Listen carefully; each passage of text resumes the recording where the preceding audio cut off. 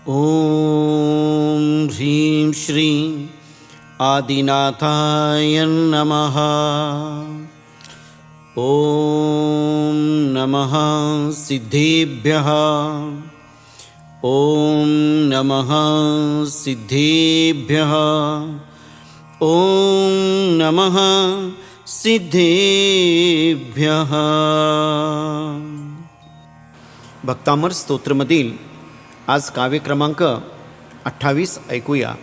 सर्वांना जय जिनेंद्र.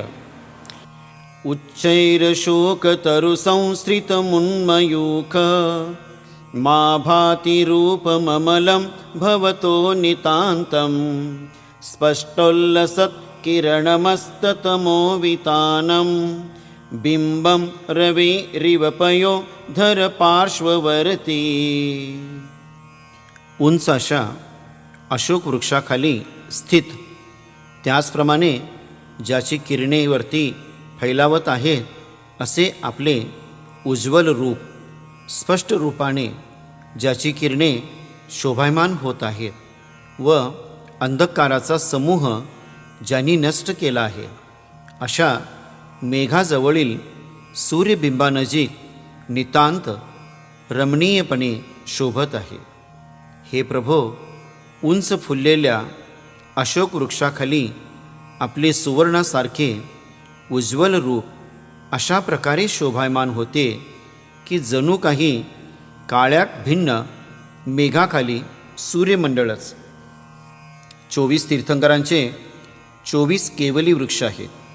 हे वृक्ष तीर्थंकरांच्या उंचीपेक्षा 12 पट उंच असतात. शोकनिवारक अतिशयाने युक्त झाल्यानेच याला अशोक वृक्ष असे म्हणतात. 8 प्रातिहार्यमधील हा प्रथम प्रातिहार्य अशोक वृक्ष आहे. यशप्राप्तिकारक, इष्टकार्यसिद्धिसाधक, वृद्धी आणि मंत्र. ओम ह्रीं अर्घं नमो महातवानं झ्रं झ्रं नमः स्वाहा. ओम नमो भगवते जय विजय जृंभय जृंभय मोहय मोहय सर्वसिद्धी सौभाग्यम संपत्ती सौख्यम कुरु कुरु स्वाहा. यंत्राची विधी. शुद्धतापूर्वक आपण उत्तर दिशेला अथवा पूर्व दिशेला मुख करून यंत्र स्थापन करावे.